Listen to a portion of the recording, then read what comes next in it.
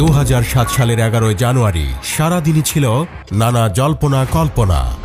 তৎকালীন সেনাপ্রধান জেনারেল মইনু আহমেদ, নবম পদাতিক ডিভিশনের জিওসি জেনারেল মাসুদউদ্দিন চৌধুরী সহ একদল সেনা কর্মকর্তা দুপুরের দিকে বঙ্গভবনে গিয়েছিলেন। তৎকালীন প্রেসিডেন্ট ও তত্ত্বাবধায়ক সরকারের প্রধান ইয়াজউদ্দিন আহমেদকে দেশের সর্বশেষ পরিস্থিতি, নির্বাচন, বিরোধী রাজনৈতিক দলের আল্টিমেটাম এবং বিদেশি রাষ্ট্রসমূহের অবস্থান, বিশেষ করে নির্বাচনের ব্যাপারে জাতিসংঘের দৃঢ় অবস্থানের কথা জানিয়েছিলেন সেনাপ্রধান জেনারেল মইনু আহমেদ। জাতিসংঘ মিশন থেকে বাংলাদেশ সেনাবাহিনীকে প্রত্যাহার করা হলে যে বিপর্যয় ঘটতে পারে তা সবিস্তারে বর্ণনা করেছিলেন সেনাপ্রধান। নৌ ও বিমান বাহিনীর প্রধান নিজ নিজ অবস্থান থেকে প্রেসিডেন্টকে পরিস্থিতির গুরুত্ব বোঝাতে সচেষ্ট হলেন। 2007 সালের 22 জানুয়ারি নির্বাচন অনুষ্ঠিত হলে দেশে যে ধরনের সহিংস পরিস্থিতি তৈরি হতে পারে সেই বিষয়টি গোয়েন্দা দৃষ্টিকোণ থেকে রাষ্ট্রপতি ইয়াজউদ্দিন আহমেদকে বুঝিয়েছেন। সার্বিক বিবেচনায় সামরিক কর্মকর্তা জরুরি অবস্থান জারির পক্ষে যুক্তি তুলে ধরলেন। দেশে জরুরি অবস্থা জারি করা হতে পারে এমন ধারণা পেলেও বিষয়টি নিয়ে 11 জানুয়ারি সারাদিনই নিশ্চিত হতে পারছিল না আওয়ামী লীগ ও বিএনপির নেতারা। সেদিন দুপুরে প্রভাবশালী কয়েকটি দেশের রাষ্ট্রদূতদের সাথে বৈঠক হয়েছিল আওয়ামী লীগ নেতাদের। সেই বৈঠকটি হয়েছিল ঢাকাস্থ কানাডীয় হাই কমিশনারের বাসায়। সেখানে ইউরোপের বিভিন্ন দেশের রাষ্ট্রদূতদের পাশাপাশি আমেরিকার রাষ্ট্রদূত এবং ভারতের হাই কমিশনার উপস্থিত ছিলেন। তারা বলল, এভাবে হলে তো দেশ চলতে পারে না, এভাবে হলে তো বিশৃঙ্খলা, অরাজকতা বাড়বে। আপনারা দুই দল যদি সমঝোতায় না আসেন তাহলে অন্যরকম ঘটনা ঘটতে পারে। একদিকে রাস্তায় আওয়ামী লীগের আন্দোলন এবং অন্যদিকে বঙ্গভবনে সেনা কর্মকর্তাদের তৎপরতা চলছে।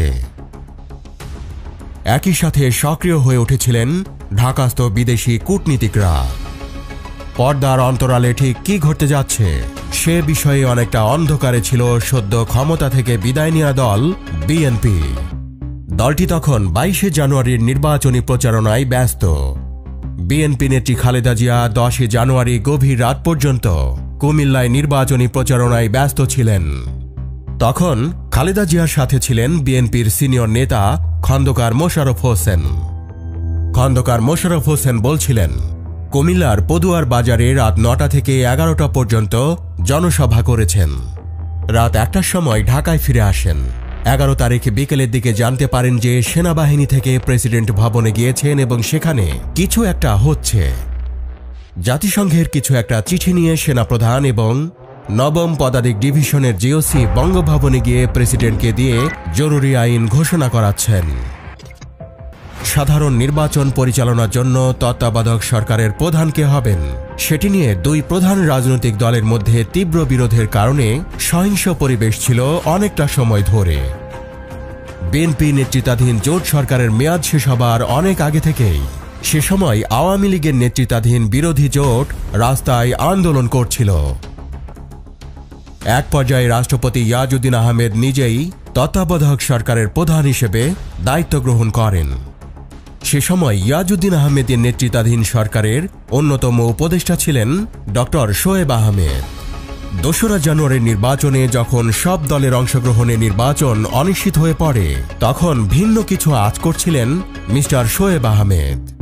সেদিন সব উপদেষ্টাদের বঙ্গভবনে যাবার জন্য অনুরোধ পাঠিয়েছিলেন রাষ্ট্রপতি ইয়াজউদ্দিন আহমেদ।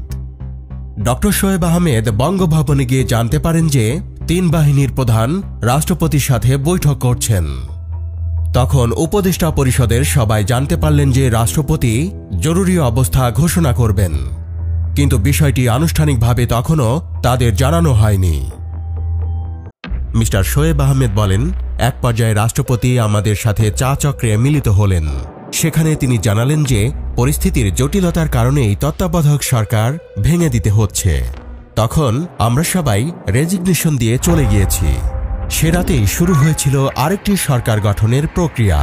প্রথমে নোবেল বিজয়ী অধ্যাপক ইউনুসকে সরকারের প্রধান উপদেষ্টার প্রস্তাব দেওয়া হলে তিনি তাতে রাজি হননি। তখন ডক্টর ফখরুদ্দিন আহমদ প্রস্তাব পেয়ে এগিয়ে আসেন। সেনাপ্রধান জেনারেল মঈনুল আহমেদ সহ বেশ কয়েকজন সেনা কর্মকর্তা সেই প্রক্রিয়া চালিয়েছিলেন। ডক্টর ফখরুদ্দিন আহমদের শপথ অনুষ্ঠানে উপস্থিত ছিলেন আওয়ামী লীগ নেত্রী শেখ হাসিনা এবং এইচ.এম. এরশাদ সহ মহাজোটের নেতারা। সেই সরকার আওয়ামী লীগের আন্দোলনের ফসল বলে উল্লেখ করেছিলেন শেখ হাসিনা। কিন্তু সে সরকার এক পর্যায়ে বিএনপির পাশাপাশি শেখ হাসিনা সহ আওয়ামী লীগের অনেক নেতাকেই গ্রেপ্তার করেছিল। আওয়ামী লীগ নেতা শেখ ফজলুল করিম সেলিম বলেন, শুরুতে ভালো কথা বলা হলেও পরে সে সরকারের উদ্দেশ্য পাল্টে গিয়েছিল। এক পর্যায়ে শেখ হাসিনা এবং খালেদা জিয়াকে রাজনীতি থেকে বাদ দেবার জন্য তখনকার সরকার নানা পদক্ষেপ নিয়েছিল বলে অভিযোগ ওঠে। রাজনীতিবিদদের পাশাপাশি শীর্ষস্থানীয় অনেক ব্যবসায়ীকেও আটক করা হয়েছিল। সংবাদ মাধ্যমের উপর ছিল কড়া নজরদারি। একটি সাধারণ নির্বাচনের বিষয়ে সেনা সমর্থিত সরকারের উপর চাপও বাড়ছিল। অবশেষে 2008 সালের 29শে ডিসেম্বর সকল দলের অংশগ্রহণে সাধারণ নির্বাচন অনুষ্ঠিত হয়।